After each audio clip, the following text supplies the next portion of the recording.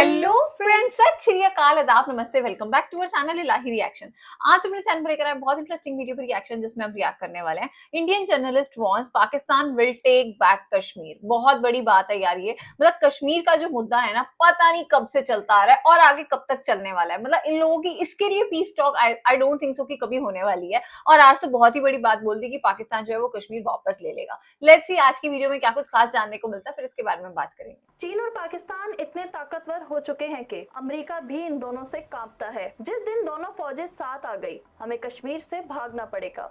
दोस्तों, बात करेंगे आज अक्साई चिन और पाकिस्तान ऑक्युपाइड कश्मीर, जिसके बारे में खास तौर से आजकल हमारे टेलीविजन चैनल्स पर बड़ी चर्चा होती है। खास तौर से अक्साई चिन की तो खैर होती नहीं है, पीओके की चर्चा आजकल काफी हो रही है। लेकिन मुझे ऐसा लग रहा है कि धीरे धीरे पीओके और अक्साई चिन एक दूर की कौड़ी बनते जा रहे हैं। अच्छा, दूर की कौड़ी इसलिए बनते जा रहे हैं कि जैसे जैसे चाइना की मिलिट्री पावर मजबूत होती चली जा रही है, जो पैसिफिक ओशन के अंदर न्यूक्लियर सबमरीन से जो 15,000 किलोमीटर की जो बैलिस्टिक मिसाइल चलाई है उन्होंने, जिसे देखकर जापान, ऑस्ट्रेलिया, न्यूजीलैंड और अमेरिका भी कांप गए। हमारे लिए भी अल्टीमेटली वार्निंग साइन तो बिल्कुल सामने है। और हमारी तो प्रॉब्लम ये कि अक्साई चिन का तो हम नाम भी नहीं लेते साहब। ऐसा लगता है कि जैसे अक्साई चिन का नाम लेना भी पाप है। और मिलिट्री पावर के साथ साथ जो टेक्नोलॉजी की पावर है वो भी इस समय बहुत तेजी से चाइना एडवांस स्टेज में जा चुका है, लेकिन हम वहीं के वहीं खड़े हैं। ये बात तो सही है। वो चाइना का चाहे सेमीकंडक्टर हो या बाकी रेयर अर्थ हो या कई और किस्म की जो टेक्नोलॉजीज हैं, और जिस तेजी से वो आगे जा रही हैं और अमेरिका को सरपास कर रही हैं। एंथ्रोपिक भी उन्होंने बना लिया अपना, और आर्थिक शक्ति तो है ही, वो 20-22 ट्रिलियन डॉलर की इकोनॉमी तो है ही ना। दूसरा सबसे एक पहलू इसका ये है कि जो पाकिस्तान का जो एक मेन एरिया है गिलगिट बाल्टिस्तान का, पीओके का, वहां पे बड़ा सीपैक प्रोजेक्ट है और अब सीपैक 2.0 भी आ रहा है।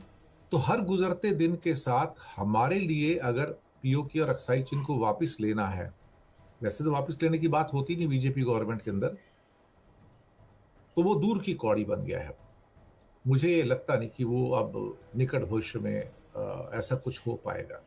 अगर हम इस फोटोग्राफ को देखें, मैप को देखें, तो हमें एक चीज समझ में आती है कि कश्मीर दिखने में मैप पर तो बहुत बड़ा लगता है, लेकिन हमारे पास तो ले दे के मुश्किल से उसका आधा हिस्सा ही है, 55% मुश्किल से, मोटा मोटा आधा हिस्सा ही, आधा कश्मीर। ये बाकी तो कश्मीर का एक बड़ा हिस्सा चाइना के पास अक्साई चिन के रूप में है, जो एलएसी के उस पार है। लिखा हुआ एलएसी भी लिखा है इस मैप में, और एलओसी के उस पार पाकिस्तान ऑक्युपाइड कश्मीर है सारा का सारा। हम लिख नहीं सकते मैप के अंदर क्योंकि वो अलाउड नहीं है एक्चुअली।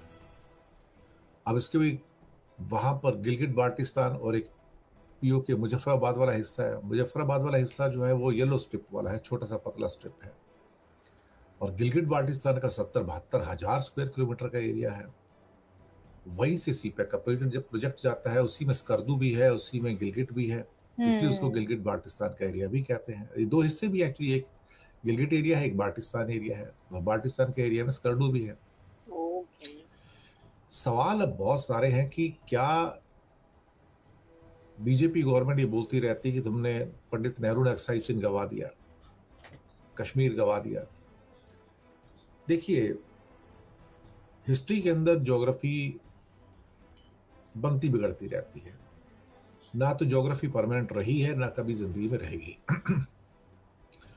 लेकिन चाइना की जो मिलिट्री पावर बढ़ रही है, और पिछले ऑपरेशन सिंदूर में हमने चाइना को पाकिस्तान के साथ मिलकर जंग करते देखा, और पूरा का पूरा क्या कहते हैं रियल टाइम इंफॉर्मेशन देते देखा, जैसे कि वो ईरान को देते रहे।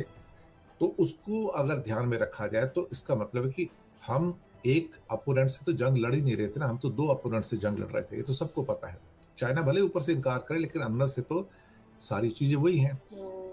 और साथ में हमारे बॉर्डर के ऊपर तो कम से कम 400 तो J-20 जो उसके स्टेल्थ विमान है वो तैनात हैं। तो मिलिटरली तो हम चाइना के मुकाबले काफी पिछड़ चुके हैं इस समय। और अदरवाइज देखा जाए तो टेक्नोलॉजिकली तो हमारा कोई मुकाबला ही नहीं उससे, कोई मैच ही नहीं है। इंडिया का चाइना का कोई मैच ही नहीं है। और अगर उसकी इकोनॉमी को देखें तो 5, 5.5, 6 गुना बड़ी इकोनॉमी है हमसे, तो हम उससे भी मुकाबला नहीं कर सकते।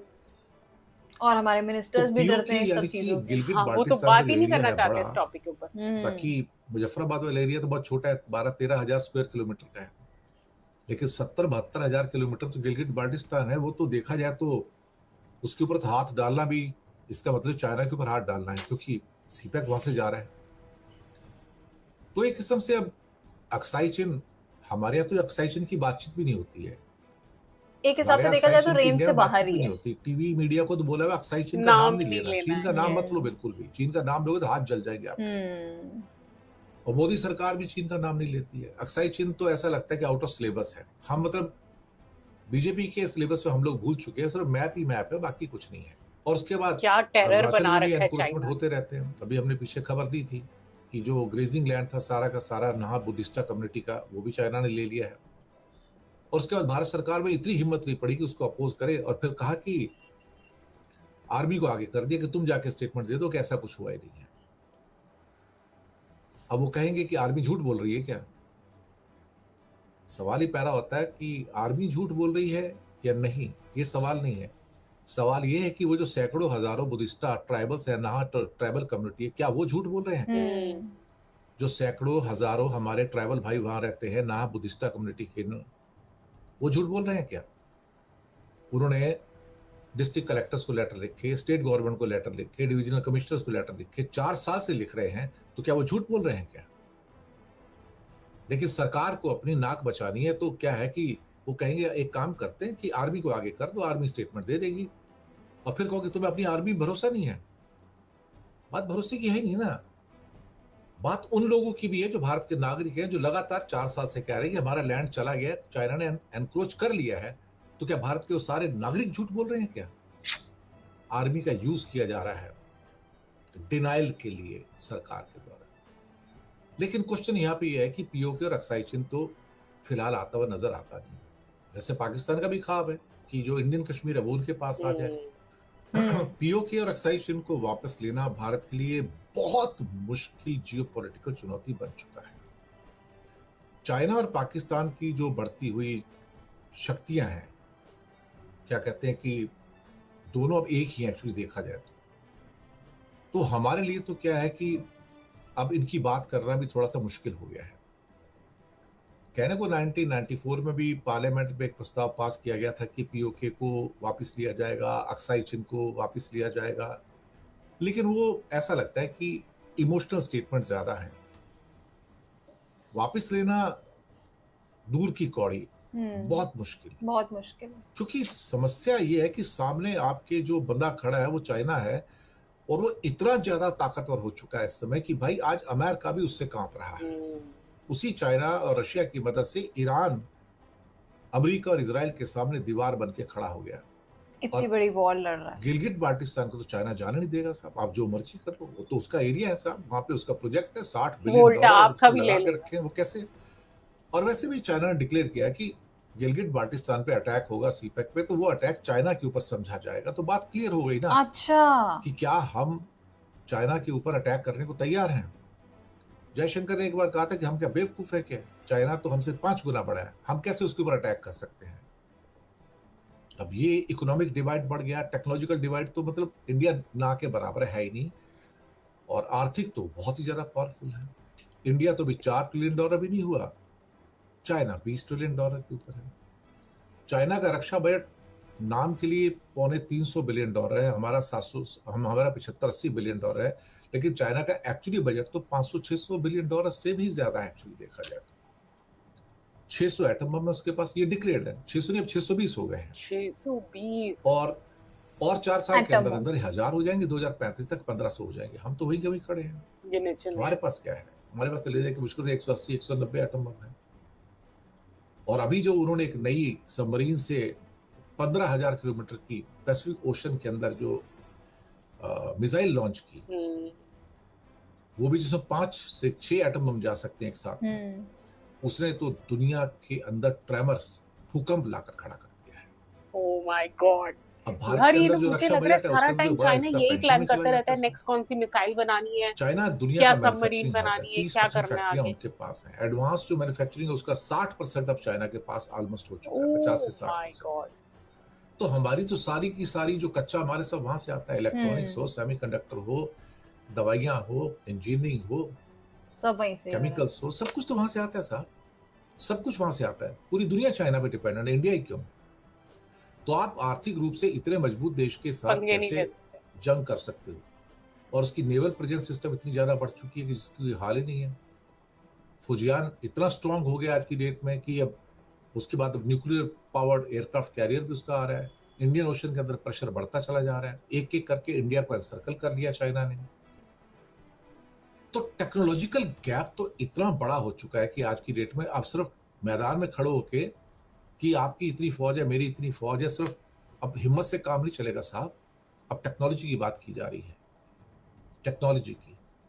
ओ माय गॉड, मतलब जैसे आज की वीडियो के अंदर हम लोग सुन रहे थे कि मतलब अक्साई चीन की तो हम लोग बात भी नहीं कर सकते। हमारे जो मीडिया चैनल्स हैं मतलब उसके ऊपर तो ये नाम भी नहीं लिया जाता, ऐसे जैसे हाथ जल जाएगा, ऐसा ही उन्होंने भी बताया। और ये चीज हमने भी नोटिस करी है। पाकिस्तान के बारे में तो कितना भी उल्टा सीधा सब बोल लिया जाता है, बट चाइना की तो बात ही नहीं होती। मिनिस्टर्स तक नहीं बोल पाते तो यार मीडिया चैनल्स की तो क्या ही औकात है। और बात रही गिलगिट पाकिस्तान बाल्टिस्तान की, तो वहां पे भी चाइना का पूरा हक है। चाइना का पूरा जो है मतलब वो पूरा वहां पे भी प्रकोप बना हुआ है कि इधर भी जो है इंडिया वहां पे भी अपना कोई वो काम नहीं कर सकता।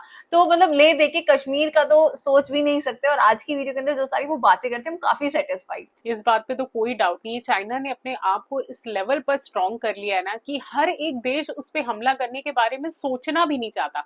वो ये कहता है भाई ये नाम भी मत लो अपनी जबान से कि हम चाइना के अगेंस्ट कोई चीज प्लान कर रहे हैं।